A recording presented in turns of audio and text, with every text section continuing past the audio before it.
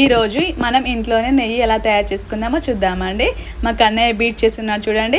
First మనం పాలని ఫ్రిడ్జ్లో పెట్టినప్పుడు దానిపైన మీగడ అనేది ఫామ్ అవుతుంది కదండి. దాన్ని అంతా మనం ఒక బాక్స్లో వేసుకొని ఒక 15 days వరకు స్టోరేజ్ చేసుకోవాలండి ఫ్రిడ్జ్లో పెట్టుకొని. అప్పుడు దాన్ని తీసుకొని ఇలా ఈ విధంగా వీడియోలో చూపించిన విధంగా బీట్ చేసుకోవాలండి. బీటర్ ఉంటుంది కదా, దాంతో బీట్ చేసుకోవాలి అండి.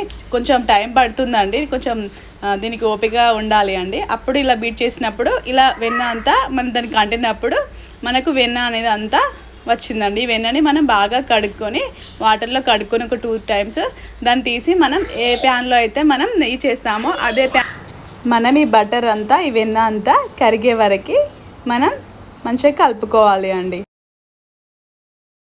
కలుపుకోవాలని మాడకుండా చూసుకోవాలి. చూడండి, ఇలా మెల్ట్ అయ్యే కొద్దీ ఇది ఒక్కొక్క స్టేజ్లో ఒక్కొక్క రాగుంటుందండి. ఒక 5-6 మెంతులు వేసుకొని మనం కలుపుకోవాలండి. మెంతులు కలర్ చేంజ్ అవుతుంది కదా అండి, అప్పుడు మనం నెయ్యి దగ్గరికి వస్తుందండి, దగ్గరికి అయ్యి వచ్చినట్టు అండి. చూడండి, పొంగంత పోయినప్పుడు మనం ఆఫ్ చేసుకోవాలి అండి.